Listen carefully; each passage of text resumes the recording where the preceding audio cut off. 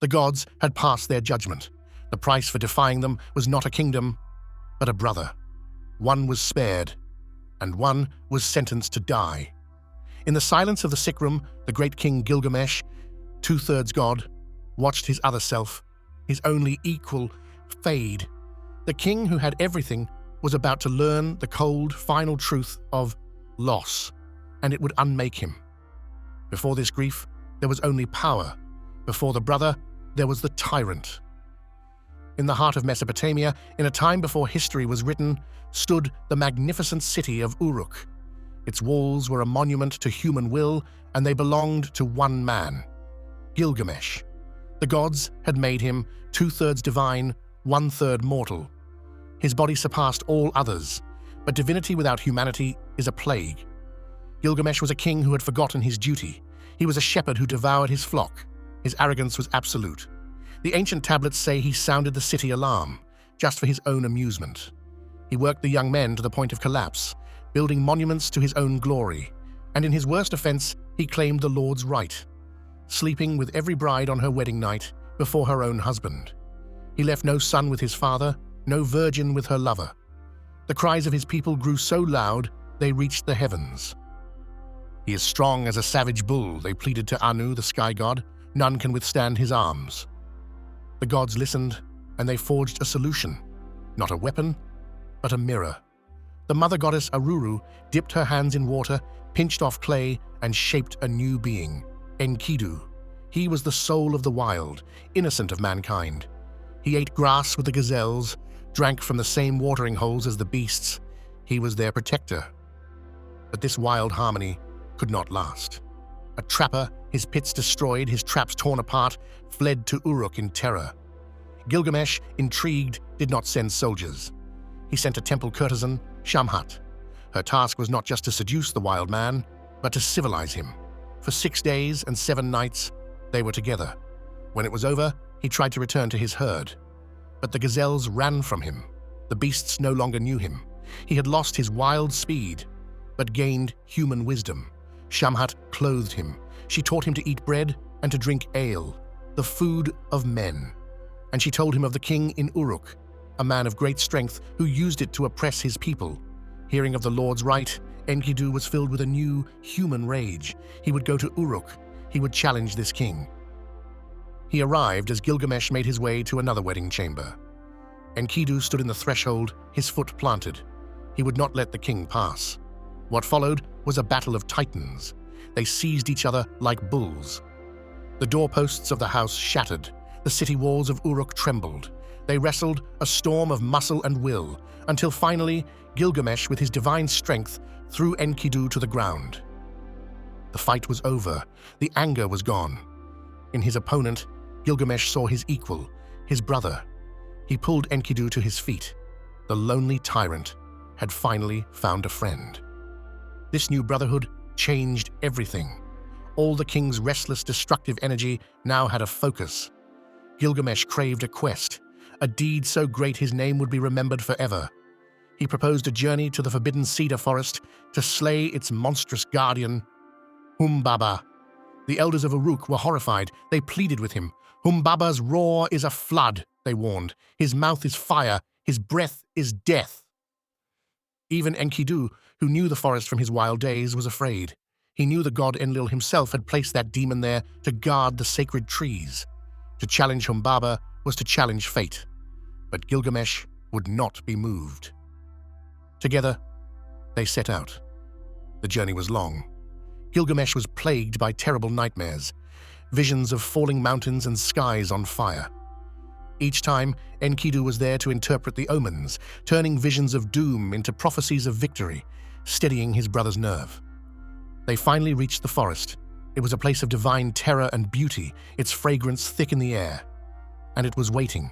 Humbaba. The battle was cataclysmic. Steel met scale. The ground shook. But the sun god, Shamash, favored the heroes. He sent mighty winds that trapped the monster, blinding it. They overpowered the guardian. The demon pleaded for mercy. He offered to be Gilgamesh's slave. Gilgamesh, the king, felt a moment of pity. But Enkidu, the man, urged him to show none. To secure their fame, Humbaba had to die. They struck the final blow together. The great guardian fell. The forest was silent. They had defied a powerful god, and a price would be paid. They returned to Uruk as legends. Gilgamesh, washed of the battle's grime, put on his royal robes. He was so glorious, he caught the eye of Ishtar, the goddess of love and of war. She descended, overcome with desire, and demanded he be her husband. She promised him a chariot of gold and power over all other kings. But Gilgamesh knew her reputation. He knew how she turned her lovers into wolves or spiders once she was done. In a stunning act of defiance, he rejected her.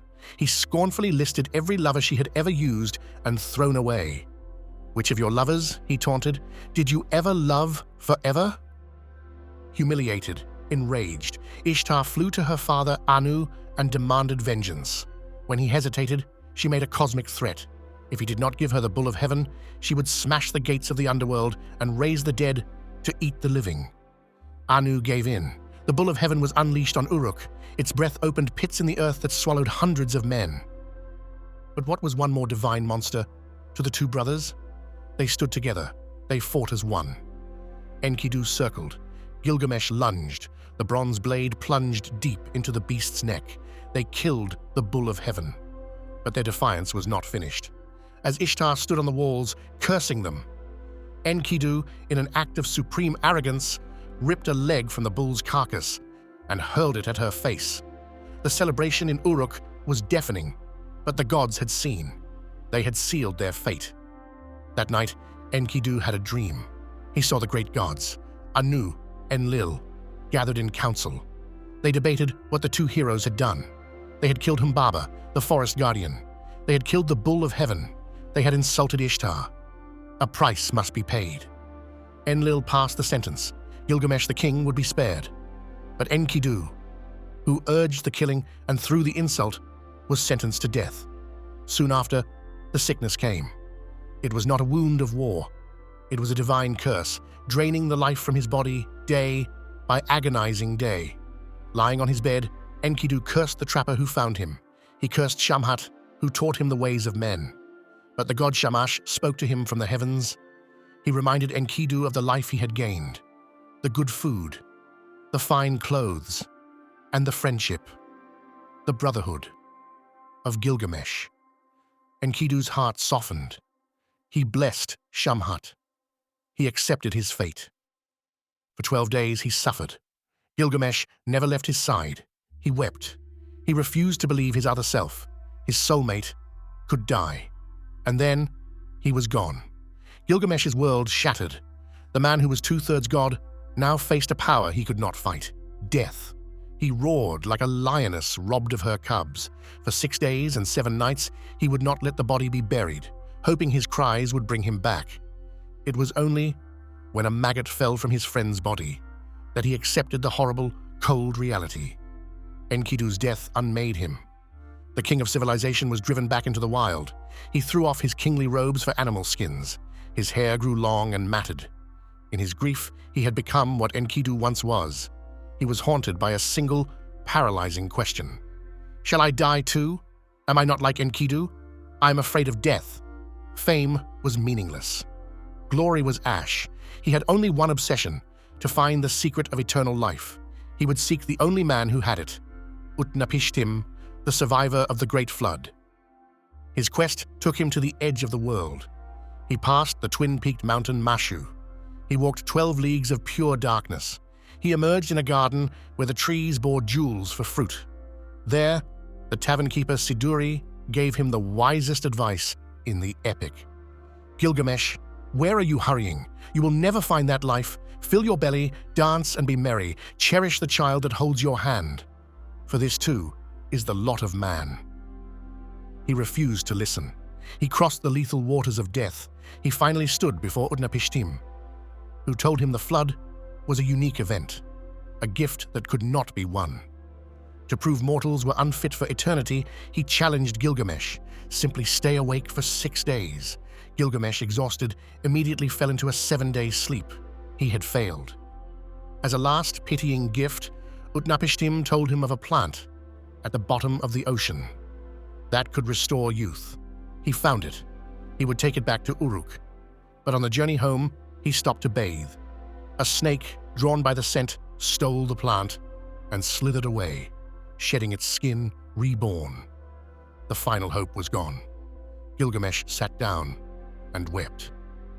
He returned to Uruk. He came back empty-handed. He had failed at every turn, and yet he brought back wisdom. He stood with the ferryman, Urshanabi, and looked at his kingdom with new eyes. He did not weep. He pointed to the mighty walls, the temples, the markets, the foundations he had built. He finally understood. A man cannot cheat death, but he can build a life that outlasts it. He can build a city. He can build a legacy in stone and in story. The brotherhood that defied the gods was broken, but the king who returned was forged. He had learned the shepherd's duty, a lesson in grief that other kings would learn in iron and in blood. Subscribe to Saga Weaver and witness the legends that history tried to bury. The Epic of Gilgamesh is the first, but it is not the last.